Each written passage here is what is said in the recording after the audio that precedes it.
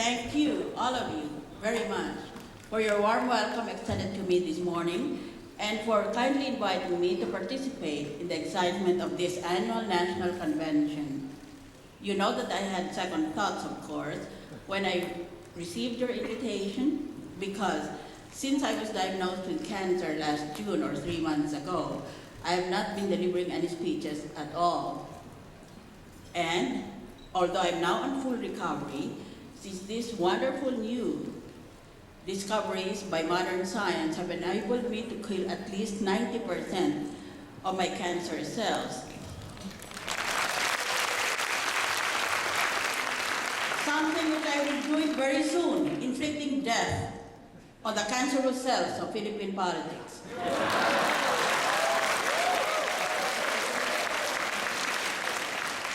Although I'm in the recovery stage, of course, I'm still suffering from pains, various aches and pains. For example, you saw me coming here with my fingers bandaged because they bleed as a result of the disease. And I had to take them off just before coming back to the microphone. Another obstacle was the traffic I had to navigate from where I live in Quezon City all the way here to Muntinlupa. You know that it's an entire epic journey to come from Quezon City, passing Makati. Kasi baka may madaanan kang pulis. O ngayon ang pulis, naghihingi siya, patayo siya ng bahay, hingi siya ng pera para pambayad sa bahay niya. Plus, ang mga pulis pala ngayon, kunwari nagbibilad dyan sa initan o sa ulanan, pero may mga 5 hectare estates, kompleto, control swimming pool, naka-landscape. But then again, when I was going over the invitation, I remembered that PAREB is the oldest and the largest service organization in the country, composed of 61 member boards nationwide and with over 3,600 members. So I could not refuse, that is why I'm here.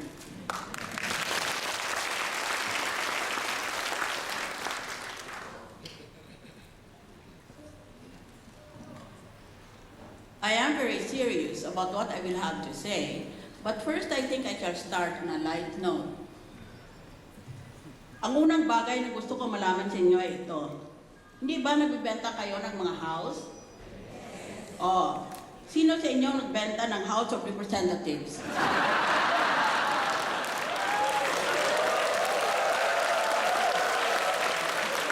Makakatikim sa akin ang suntok yun. A realtor, an architect, and a politician were having a debate about whose profession was the oldest. Sabi ng realtor, sa amin ang pinakamatandang profesyon. Ang sabi sa Bible, the Lord God placed Adam in the Garden of Eden to tend and watch over it. Si God ang unang realtor. Sabi ng architect, mali ka. Naunang naging architect si God, He first created the universe out of darkness and chaos. Sabi naman ng politiko, mali kayo, naunang politiko. Sa tingin ninyo, sinong gumawa ng darkness and chaos?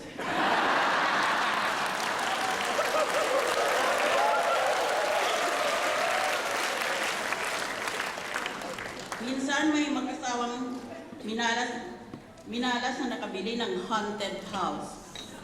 Lumapit, ganyan ang Senado, talagang haunted. Papasok ka palang, tatayo ng buhok mo. Lumapit itong mag-asawang ito sa isang pari para magpa-blessing ang bahay upang mawala ang masamang espiritu. Nagpasalamat ang mag-asawa sa pari, pero dahil kakabili lang nila ng bahay, wala silang mabigay na donasyon sa pari. Sinabi ng pari sa mag-asawa, bayanan ninyo ako sa sunod na linggo. Kung hindi, maririposes ang bahay ninyo.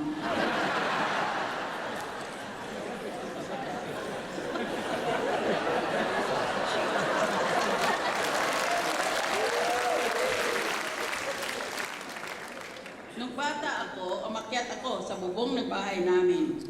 Hindi ako kinaya ng bubong namin, kaya nalaglag ako. Mula noon, nauso na ang term na hulog ng langit. The title of this speech is The Real Estate Transactions, and the Curious Case of the PNP Chief. May sisingit ko yan. The first part is about the complexity of real estate transactions. Real estate transactions in the Philippines are governed by a complex system of laws and regulations.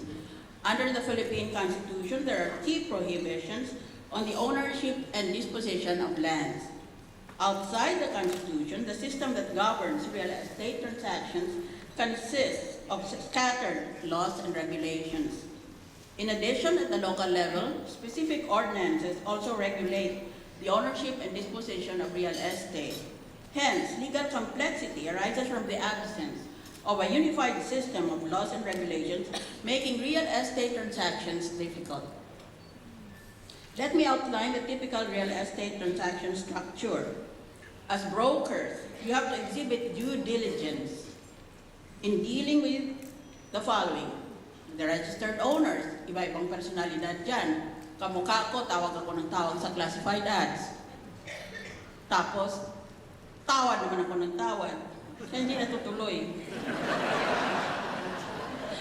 You also have to deal with liens and what lawyers call liens and encumbrances attached to real property. You have to deal with other legal requirements for transfer of land, documenting the transaction, and dealing with taxes and other expenses. As a lawyer, I can see that one of your onerous problems is the corruption affecting title registration in our country. To register any real estate transaction, the broker has to pay a bribe on pain of denial or delay in the issuance of title. Hence, I call on the Land Registration Authority to exercise stricter scrutiny over the provincial offices of the Registry of Deeds. I am motivated by the concern that those registers of deed can be bribed to issue fake certificates indicating title or ownership. Pero ngayon meron tayong isang opisyal sa gobyerno. Ang problema niya, hindi niya makuha ang patunay na siyang may-ari, kung hindi patunay na hindi siya may-ari. Mas mahirap yun.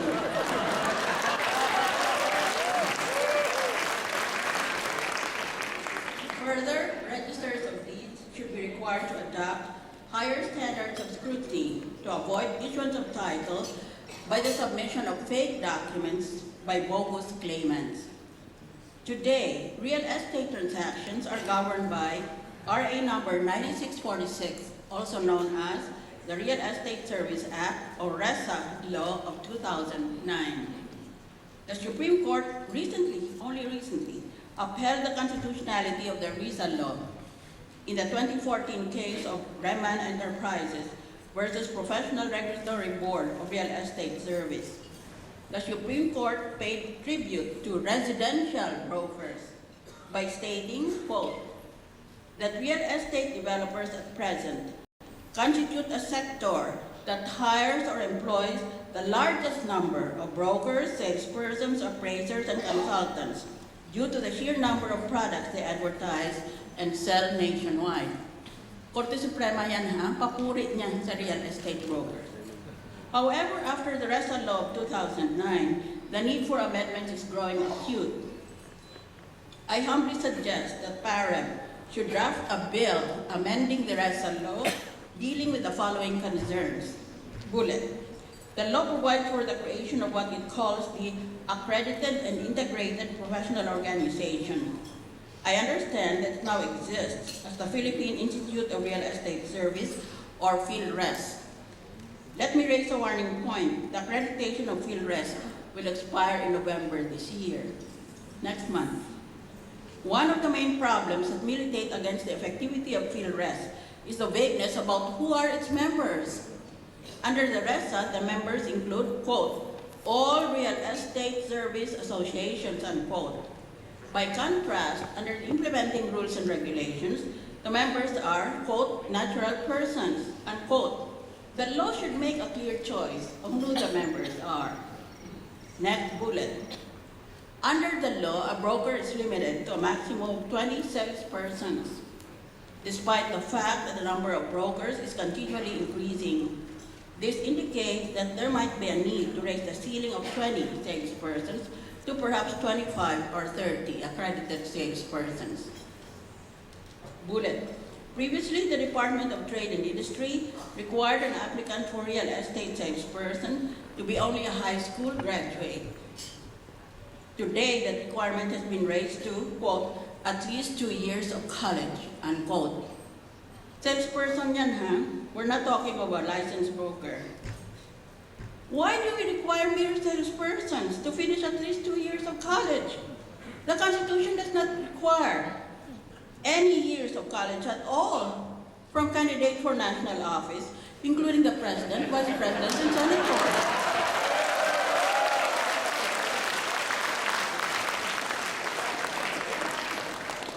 With the present K-12 program in education, high school education should suffice. Bullet. As a previous trial judge, I strongly advocate an amendment so that the RESA law and its penal provisions will impose not only the minimum but also the maximum penalty. That's a glaring deficiency in the law. It imposes only what is the minimum but not what is the maximum. Ay di pwede palang patayin silang lahat. Since there is no maximum. Bullet. PAREB should adopt the Real Estate Professionals Bill of Rights, which has been adopted in the United States. It provides for a government office that will govern real estate activity and ensure an essential degree of accountability over information published, referring to people who publish proprietary listing data owned by real estate brokers and agents. It shall apply to all online and print media that publish listing information, including desktop and mobile appliances. Pag-aari ninyo yung listahan ninyo yan eh. You have a right to keep it private to yourself. And no one has any authority unless you give them the permission to use your listing. Kaya dapat meron kayong Professionals Bill of Rights para hindi nakawan and walang malpractices connected with being salespersons of a broker. In particular, I advocate an amendment that will require online classified ads. I hope that we can pay more attention to online classified ads because they are the choice of advertising of the future, as already required by the RESA law, to be posted on the licensed broker's place of business. But today, I propose an amendment that it should also be posted not only in the place of business, but also on the online address. For online selling, the following should be included: the complete name of the licensed broker, his or her certificate of registration, professional ID card, professional tax receipt number, and the date of issuance and the duration of the validity of the documents he signs or uses or issues in connection with the practice of his profession. If PAREB can adopt my humble proposals and submit to me a draft bill proposing amendments to the RESA Law 2009, I shall be happy to file it in the Senate immediately.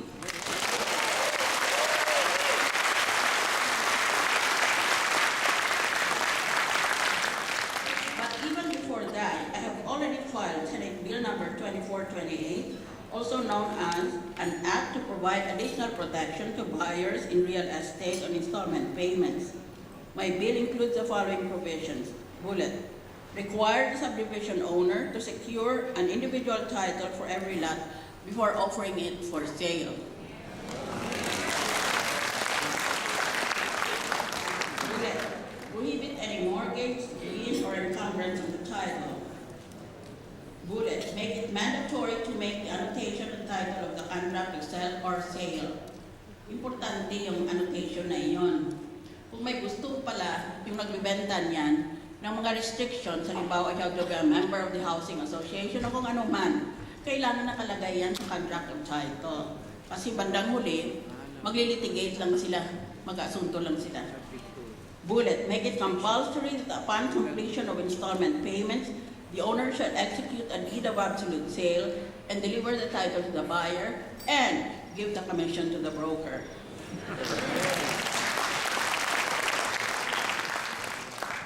I challenge PAREB to draft a bill providing that online publishers must first acquire accreditation from the PAREB, adhering to the following rights.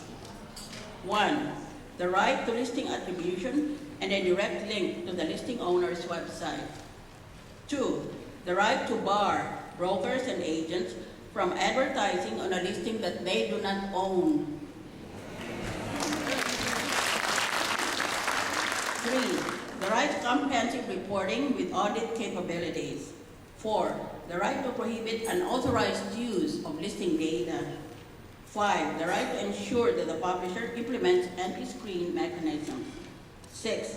The right to unbiased and comprehensive data display of all listings. 7. The right to accuracy. 8. The right to prohibit automated property valuations.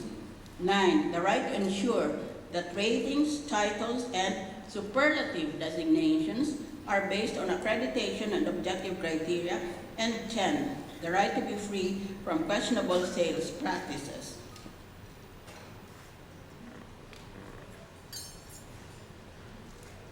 Now I come to the part of the speech that I like better. The curious case of the PNP chief. The present PNP chief is facing an entire avalanche of plundered corruption cases. Hindi lang isa, hindi lang dalawa. Marami sila, isang listahan sila talaga. Including the following bullet. Plunder over his alleged involvement in a license delivery deal worth some 100 million pesos. Ngayong panahon, wala na tayong pinag-uusapan ng mga maliliit na mga halaga. Milyon-milyon na. Multi-billions, trillions. It is said that PNP entered into a contract with a bogus company which had not yet registered with the Securities and Exchange Commission. That is the charge. Bullet. Allegedly accepted money donations to build an official residence inside a military camp. Ano yan? That is called, in English, that is called being caught with red-handed. Dahil she does not deny it. Inaamin niya. Sabi niya, pinaayos ko, pinaganda ko yung aking tirahan sa loob ng kampo militar. Pagkatapos, binigyan ako ng pera ng sino-sino mga tao para mabawi ko yung ginastos doon sa bahay na yon. That is a direct confession and admission to the crime of bribery. Ang lakas ng loob niya. Kung wala lang baril yan eh. Pero mo, sabihan mong taong bayan ganon? There are certain clerks and secretaries who get charged in the ombudsman for accepting 50 pesos, 100, 500 pesos. Bullet. Allegedly bought an SUV, sports utility vehicle, worth some 3 million pesos in the market, but paid only some 1.5 million. Kanya binili yan, gusto kong bumili rin ng akin. Bullet. Allegedly engaged in a so-called trucking business and poultry farm and claiming that both are worth 90 million. Ang mga pulis ngayon at iba pang opisyal, mahilig na pala ngayon sa farming. Wala na dapat gobyerno, kung hindi farming na lang, farming industry na lang Pilipinas, dahil lahat na halos ng public officials natin ang lalaki ng mga farms nila so-called. Bullet. Alleged use of a bulletproof Land Cruiser vehicle that is not registered in his name. Bullet. Owning in San Leonardo, Nueva Ecija, an estate of some 5 hectares containing a 2-story house with separate guest house and separate gazebo, not to mention a swimming pool in the middle of landscape gardens, and arguing heatedly that the premises cost only 3.75 million.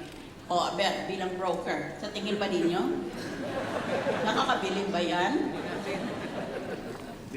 At saka, what is the purpose of, in that far north address.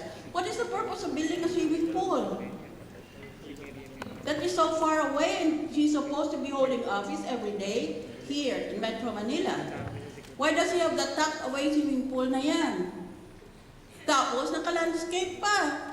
He's in farm area or an agricultural area, and his premises are landscape. Kawawa naman yung mga tanim doon, disiplina niya. Mr. Purisima has no defense except that his alleged political enemies are allegedly exaggerating his unexplained wealth. Parang ang sagot niya, sobra naman yan. Exaggerated or not, the question is, where did he source all that wealth? Saan nagaling yan? Bakit nagsumma cum laude ba siya sa UP?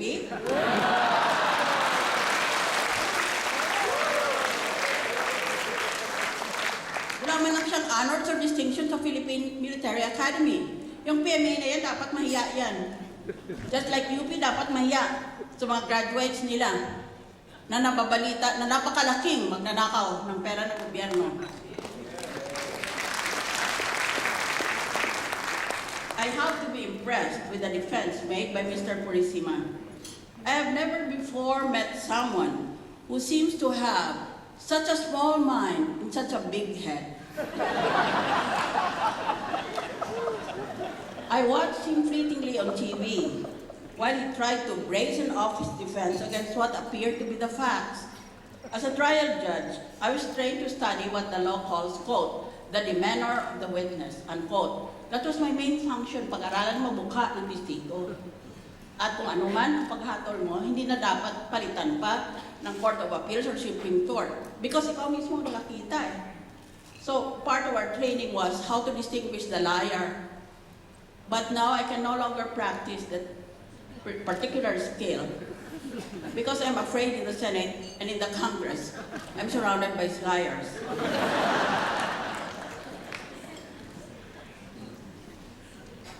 Judging from his demeanor during the Senate hearing, I have to wonder whether a respondent works that hard to be a jerk or whether it just comes naturally.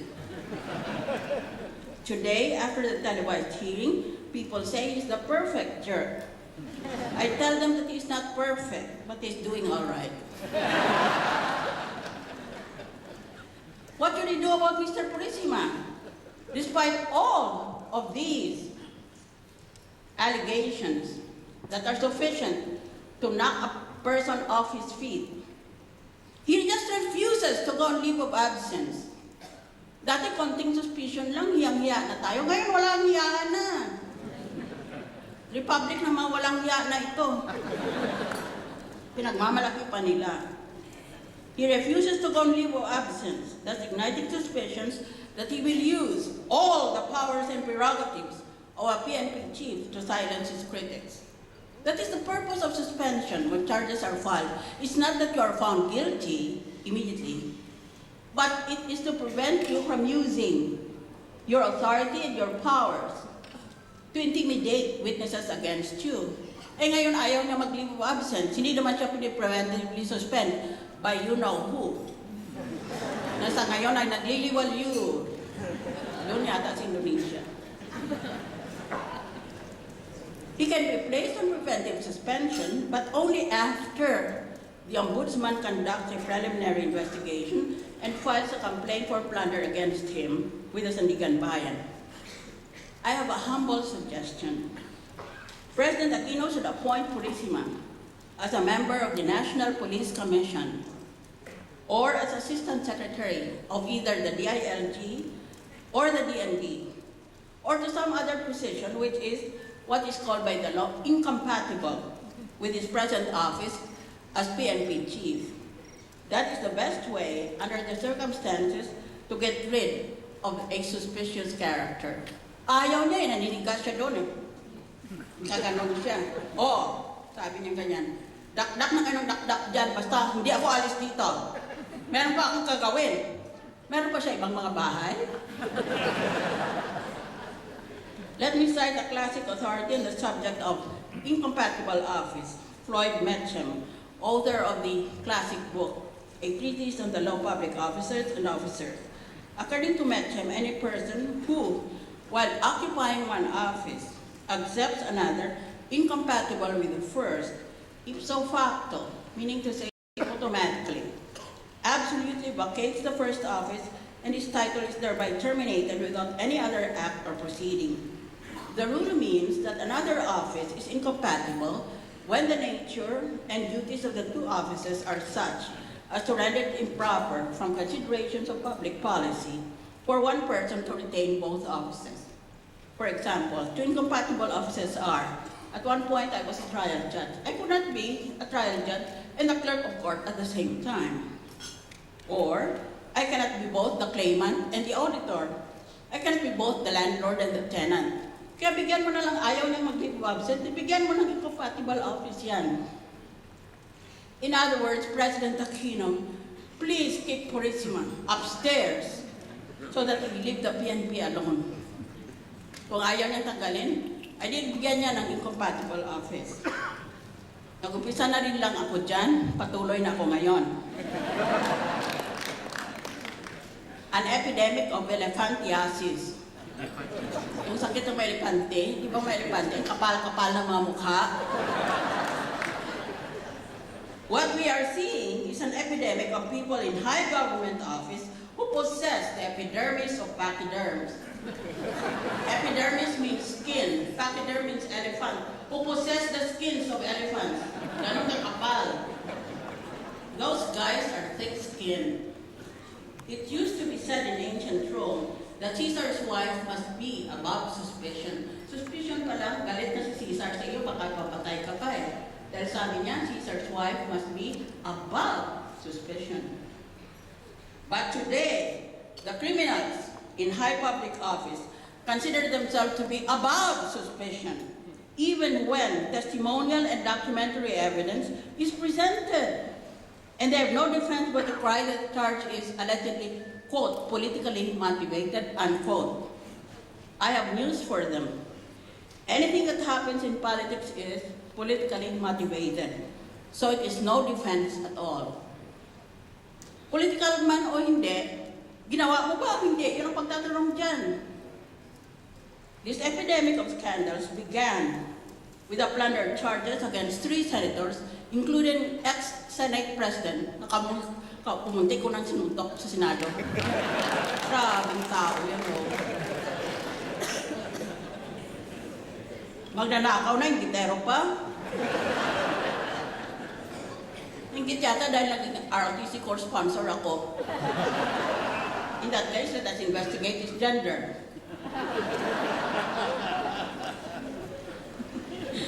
The epidemic continued with the airing of documented dirty linen against the incumbent vice president and his family.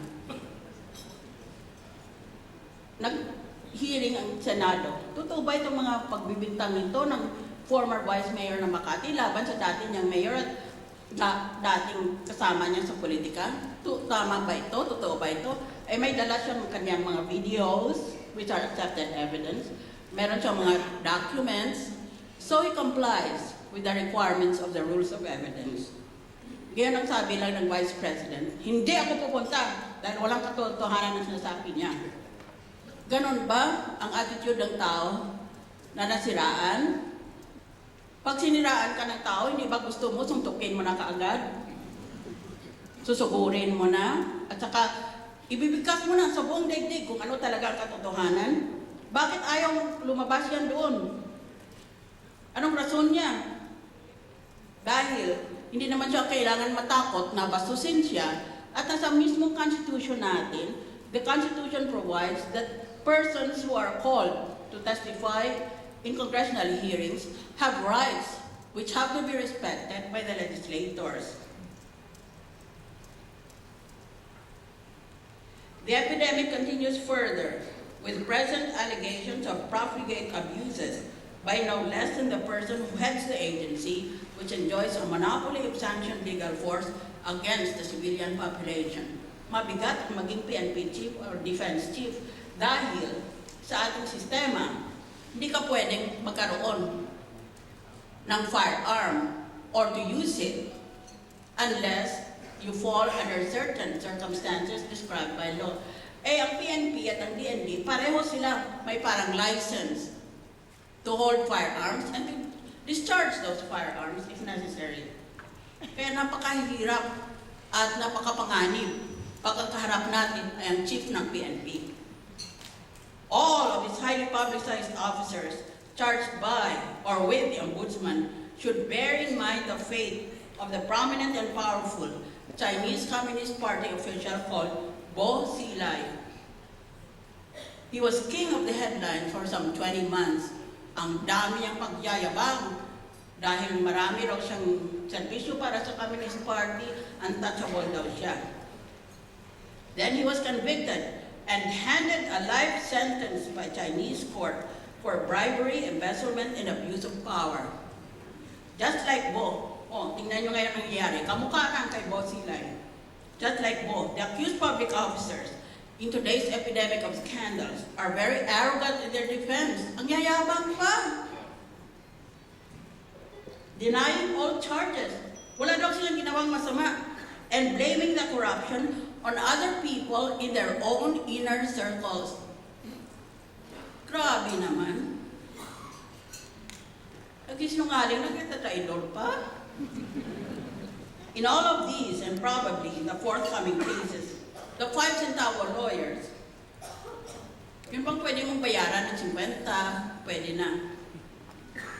The 5 centavo lawyers will claim that their clients enjoy the presumption of innocence. Yun ngayon ang bukag bibig nitong mga na-charge. I am presumed innocent. Really? I repeat, ignorance can be cured, but stupid is forever. Yun ang sagot ko. When I read the asinine remarks of these cheap lawyers, I'm fully confident that they possess unparalleled mediocrity. Kaya ako nakaka-answer tuloy. Narinig, my client enjoys the presumption of innocence. Intindihan ba nila what is the meaning of presumption of innocence? Ibig ko sabihin, we have to stop our mind from working until after the final verdict for years and years? Ganon ba yun? Ano pinagsasabi nito mga abogado ito? Let me emphasize that the most basic defense, even in the charge of the most egregious corruption, is the presumption of innocence. This legal phrase means simply that the burden of proof is on the prosecutor. That's all that it means. You are not required to presume a person innocent until the very day that judgment is promulgated against him. It is a judgment of conviction. What are they saying? That you will suspend our rights to make up our own minds? Na ganyan ang mga ebidensyang pinapalabas? Ganito yon. There is a basic distinction in criminal law between a presumption of law on the one hand and a presumption of fact on the other hand. A presumption of law can be rebutted by the facts. So the presumption of innocence is not being rebutted almost every single day by all forms of media, including social media. At meron silang mga hawak, may litrato sila, may mga quotation sila from eyewitnesses, and all other forms of evidence under the rules. And a presumption of fact is different from a presumption of law. A presumption of law can be rebutted by the facts. Presumption lang yan eh. Hindi naman ibig sabihin, may batas na hindi tayo pwedeng maniwala na masama laban sa kanya, maski lahat ng ebidensya ay pinalabas na. A presumption of fact can be rebutted by another, stronger fact. So, kung mukhang may sala itong tao, may buong karapatan siya na magbigay din ng kanyang sariling ebidensya, anuman ang forma ng ebidensya niya. Video, radio tape, camera, still or video, documents, particularly those official in nature, testimonies by eyewitnesses. Lahat ng yan. Pag may ebidensyang pinalabas, ganito yan. Pag official ka, may presumption of innocence. Pag may ebidensya na pinalabas, the presumption of evidence, the presumption of innocence is now overcome by the evidence. Kaya, ikaw magbigay ka naman ng ebidensya mo para ngayon, pantay sa harap ng publiko. Eh, kung sagot mo, ayaw kong sagutin yan. Oh, what conclusion do you expect the public to make? Gusto mong public official, then you subject yourself to all the trials and tribulations of being a public officer. Because a public official should not be thin-skinned. With the facts as reported by the media, even accounting for inaccuracies that are not based on malice but on the nature of the news cycle. Maaaring magkamali ang media, pero karamihan hindi yan magkamali dahil sa mali siya, kung hindi nagmamadali lang sila palagi. The persons accused have lost the presumption of innocence. I will not presume those guys innocent if they appear before me in court. Na-expose na ako sa media eh. Ang ginantay ko na lang, anong sagot mo na factual and evidentiary in nature instead of name-calling? We are no longer dealing with the burden of proof, but with the burden of evidence. Yan ang gusto kong ituro sa mga abogadong ito. Tumigil na nga sila. Dahil exposure to stupidity makes me sicker of cancer. We are no longer dealing with the burden of proof, but with the burden of evidence. May dalawa yan eh. Burden of proof means the accused is presumed innocent, and that is why it is the duty of the prosecutor to first present his evidence. In the sequence of trial, it is the prosecutor who presents evidence first, and then it becomes the turn of the defense to present defense evidence. And from all these two sides, the judge then makes up an educated mind.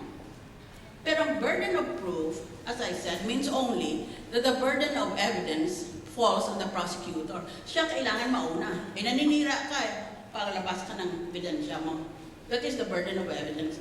Ngayon, may tao ito, presumed innocent. May ebidensya ito, nakakasira. Kaya, dahil may ebidensya na siya, ito naman kailangan may ebidensya din. That is the so-called burden of evidence. Presumption of innocence is simply sa umpisa yun. Pero pagkatapos niyan, then naging burden of evidence yan, palit-palit yan between the prosecutor and the accused. While the trial progresses, after the presentation of facts by the prosecutor, the burden of evidence now shifts to the defense. After the defense presents its case, the burden of evidence again shifts to the prosecutor. Thus, the burden of evidence shifts between prosecutor and accused in the course of the trial. Palit-palit yan eh. Sigún sa ebidensyang pinipresenta nila kasi hindi lang naman direct presentation of evidence yan eh. Meron pa yung rebuttal, meron pa yung sur-rebuttal, and so on. Sigún lang, sa kung nangailangan ng pera ang abogado mo, haba ng haba, gusto niya. Tsaka ang dami palabras ng abogado pag nag-pista. Dahil nanonood ka bilang kliyente niya. Paano siya sisingil? Hindi siya mag-arte ng kanyan. Yan dahilan bakit napaka-complicated ng mga cases na ito. The lawyers are trying to earn their lawyers' fees. Kamukha ninyong brokers, di ba? Pag nagpakita kayo ng property, sari-saring papura yung ginagawa ko.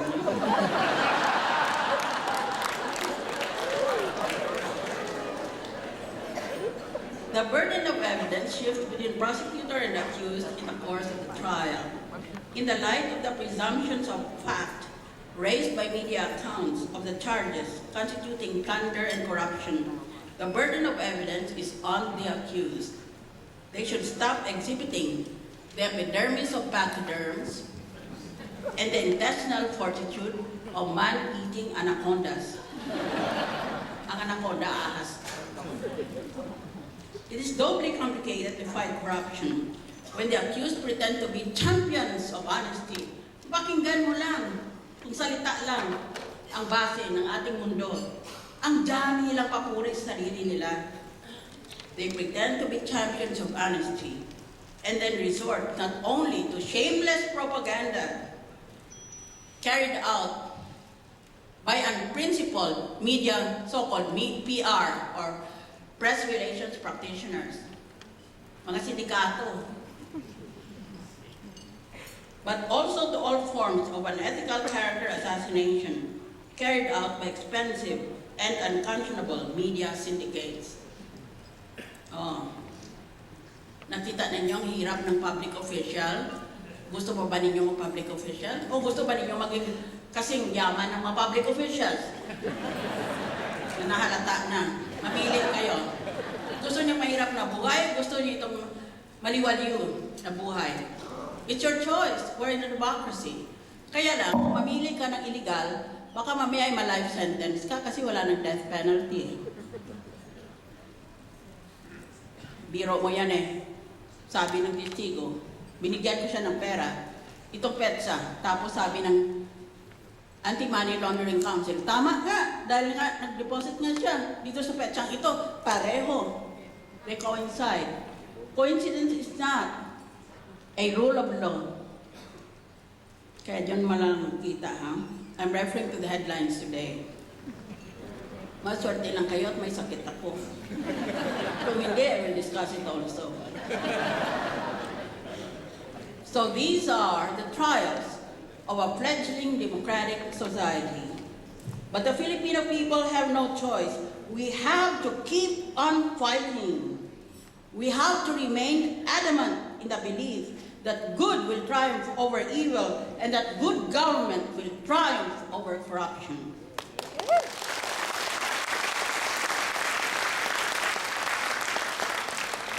Therefore, ladies and gentlemen of the PAREB, I remind you from this point, in the beauty of the lilies, Christ was born across the sea, with a glory in his bosom that transfigures you and me. As he died to make men holy, let us die to make men free, while God is marching on. Thank you very much.